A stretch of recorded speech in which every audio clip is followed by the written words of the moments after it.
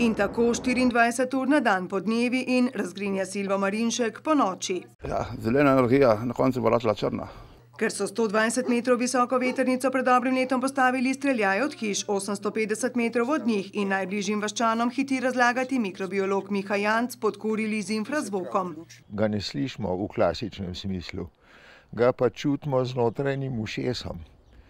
In to ima zelo, če zelo preprosto rečem, ima to potem učink, kakor ene vrste morska bolezen.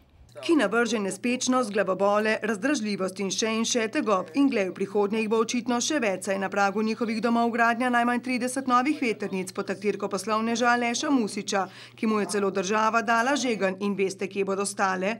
Smo se z predvidenih prvih 500 metrov umaknili na 800 metrov. Pozor, spet na 800 metrov in to zato, ker jih drugod, tako domačin Diego Loredan, preprosto pač ni mogoče postaviti. Če pogledamo tukaj okoli, na tej strani imamo zaščiteni park UNESCO, Škocjanske jame, na drugi strani imamo od Dobsa zaradi ptic zaščite. In tu so še arheološko najdišče in vodni viri. Ja, živali in voda, to je vselej alarm za okoljevarstvenike, kaj pa ljudje, njihova ogroženost ne šteje. Pri njih ste bili doma ali ne? Jaz osebno pri njih doma nisem bil.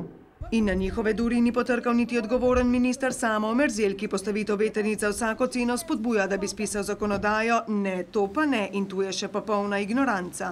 Ni nobenega, ko bi se pogovarjal z nami, da bi probali nekakšno stvar to rešiti, tako da smo ostali čisto sami.